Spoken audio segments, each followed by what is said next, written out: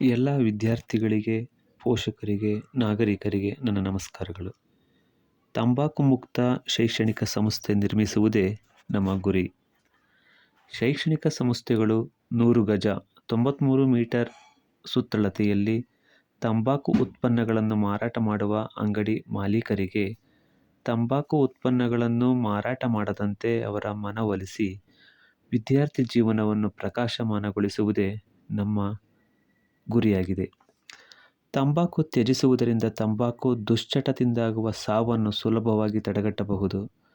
ತಂಬಾಕು ಸೇವನೆಯಿಂದ 2500 ಭಾರತೀಯರು ಪ್ರತಿದಿನ ಸಾಯುತ್ತಿದ್ದಾರೆ. ವಿಶ್ವದ 10ರಲ್ಲಿ 1 ಸಾವು ತಂಬಾಕಿನಿಂದ ಉಂಟಾಗುತ್ತದೆ. ಕ್ಯಾನ್ಸರ್, ಹೃದಯ ಸಂಬಂಧಿ ಕಾಯಿಲೆಗಳು, ಶ್ವಾಸಕೋಶದ ಕಾಯಿಲೆ, ಲಕ್ವಾ ಮತ್ತು ಇತರ ಕಾಯಿಲೆಗಳು ತಂಬಾಕು ಸೇವನೆಯಿಂದ ಬರಬಹುದಾಗಿದೆ. 3000ದಿಂದ 4000 ಅಪಾಯಕಾರಿ ರಾಸಾಯನಿಕಗಳನ್ನು ತಂಬಾಕು ಪದಾರ್ಥಗಳು ಹೊಂದಿರುತ್ತವೆ.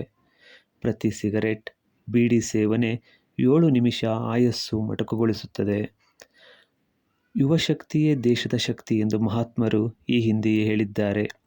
ಸುಶಿಕ್ಷಿತ ಹಾಗೂ ವಿದ್ಯಾವಂತ ಸಮಾಜ ದೇಶದ ಬೆನ್ನೆಲುಬು ಎಂಬುದು ಎಲ್ಲರಿಗೂ ತಿಳಿದಿರುವ ವಿಷಯ.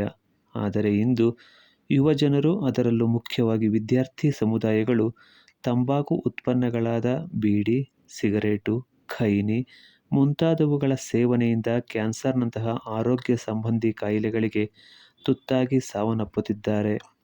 ಇದು ದೇಶದ ಪ್ರಗತಿಗೆ ಮಾರಕವಾಗಿದೆ. ಕಳವಳಕಾರಿ ವಿಚಾರವೇನೆಂದರೆ, ಶೈಕ್ಷಣಿಕ ಸಂಸ್ಥೆಗಳ 100 ಗಜದ ಅಂತರದಲ್ಲಿ ತಂಬಾಕು ಉತ್ಪನ್ನಗಳ ಮಾರಾಟ ಕಾಯ್ದೆಯ ಸೆಕ್ಷನ್ 6(b)ಯಲ್ಲಿ ನಿಷೇಧಿಸಿದ್ದರೂ ಸಹ ವಿದ್ಯಾರ್ಥಿಗಳನ್ನೇ ಗುರಿಯನ್ನಾಗಿಸಿ ತಂಬಾಕು ಉತ್ಪನ್ನ ಮಾರಾಟವನ್ನು ಅವ್ಯಾಹತವಾಗಿ ನಡೆಸಲಾಗುತ್ತಿದೆ. ವಿದ್ಯಾರ್ಥಿ ಸಮುದಾಯದ ಪ್ರತಿನಿಧಿಗಳಾಗಿ ನಾವು ನಿಮ್ಮಲ್ಲಿ ವಿನಂತಿಸುವುದೇನೆಂದರೆ, ಯಾವುದೇ ಕಾರಣಕ್ಕೆ ಶೈಕ್ಷಣಿಕ ಸಂಸ್ಥೆಯ 100 ಗಜದ 93 ಮೀಟರ್ ಅಂತರದಲ್ಲಿ ತಂಬಾಕು ಉತ್ಪನ್ನಗಳನ್ನು ಮಾರಾಟ ಮಾಡಬೇಡಿ. ನಿಮ್ಮಂತೆ ನಮಗೂ ಸಹ ಬದುಕುವ ಹಕ್ಕಿದೆ. ನಿಮಗೆ ಇದು ತಿಳಿದಿದೆಯೋ ಇಲ್ಲವೋ ಗೊತ್ತಿಲ್ಲ. ತಂಬಾಕು ಉತ್ಪನ್ನಗಳಲ್ಲಿ ನಿಕೋಟಿನ್ ಎನ್ನುವ ರಾಸಾಯನಿಕ ವಸ್ತು ಇದ್ದು, ಇದು ಜನರನ್ನು ತಂಬಾಕು ಉತ್ಪನ್ನಗಳ ದಾಸರನ್ನಾಗಿಸುತ್ತದೆ. ಹಾಗಿದ್ದರೆ ನೀವೇ ಯೋಚಿಸಿ, ನಿಮ್ಮ ಮಕ್ಕಳಿಗೆ ಈ ವಿಷವನ್ನು ಉಣಿಸುವಿರಾ? ತಂಬಾಕು ಉತ್ಪನ್ನಗಳ ಮಾರಾಟಗಾರರಿಗೆ ನಮ್ಮ ಮನವಿ ಏನೆಂದರೆ, ಶಿಕ್ಷಣ ಸಂಸ್ಥೆಯ 100 ಗಜದ ಅಂತರದಲ್ಲಿ ತಂಬಾಕು ಉತ್ಪನ್ನಗಳ ಮಾರಾಟವನ್ನು ಸಂಪೂರ್ಣವಾಗಿ ಸ್ಥಗಿತಗೊಳಿಸಿ ನಮ್ಮಂತಹ ಮುಗ್ಧ ಜೀವಗಳನ್ನು ಉಳಿಸಿ ತಂಬಾಕು ರಹಿತ ಶೈಕ್ಷಣಿಕ ಸಂಸ್ಥೆಗಳ ವಾತಾವರಣ ನಿರ್ಮಾಣದಲ್ಲಿ ಕೈಜೋಡಿಸಿ. ಇನ್ನು ಮುಂದೆ ತಂಬಾಕು ಉತ್ಪನ್ನಗಳನ್ನು ಶಾಲಾ ಕಾಲೇಜು ಆವರಣದ ಸುತ್ತಮುತ್ತ ಮಾರಾಟ ಮಾಡಿದರೆ 200 ರುಗಳನ್ನು ದಂಡ ವಿಧಿಸಲಾಗುವುದು. ತಂಬಾಕು ತ್ಯಜಿಸಿ, ಆರೋಗ್ಯ ವೃದ್ಧಿಸಿ. ತಂಬಾಕು ಮೃತ್ಯು ಸ್ವರೂಪ. ಜೀವನ ಆಯ್ದುಕೊಳ್ಳಿ, ತಂಬಾಕನ್ನಲ್ಲ. ವಿದ್ಯಾರ್ಥಿ ಜೀವನವಿದ್ದಾಗಲೇ ತಂಬಾಕಿನ ದಾಸರಾದರೆ ಅಧ್ಯಯನದಲ್ಲಿ ನಿರಾಸಕ್ತಿ, ದುಶ್ಚಟಗಳ ದಾಸನಾಗಿ ದುರ್ಜನರ ಸಹವಾಸ, ಭವಿಷ್ಯನಾಶ, ಅಕಾಲ ಮೃತ್ಯು, ತನ್ನ ಕುಟುಂಬದ ಅಧೋಗತಿ, ಬಡತನದ ಭರಾಟೆ, ಅವಮಾನಗಳಿಂದ ನರಳಾಡಬೇಕಾಗುತ್ತದೆ. ಮಾರಣಾಂತಿಕ ಕಾಯಿಲೆಗಳಿಗೆ ತುತ್ತಾದರೆ ವರ್ಷಾನುಗಟ್ಟಲೆ ಆಸ್ಪತ್ರೆ ವಾಸ, ಕೀಳರಿಮೆ ಹಿಂಜರಿಕೆಗಳಿಂದ ಕುಗ್ಗುವುದು, ಇಲ್ಲವೇ ಹಣದ ಆಕರ್ಷಣೆಗೊಳಗಾಗಿ ಸಮಾಜದ್ರೋಹಿ ಚಟುವಟಿಕೆಗಳಲ್ಲಿ ಪಾಲ್ಗೊಂಡು ಪೊಲೀಸರ ಅತಿಥಿಯಾಗಬೇಕಾಗಬಹುದು.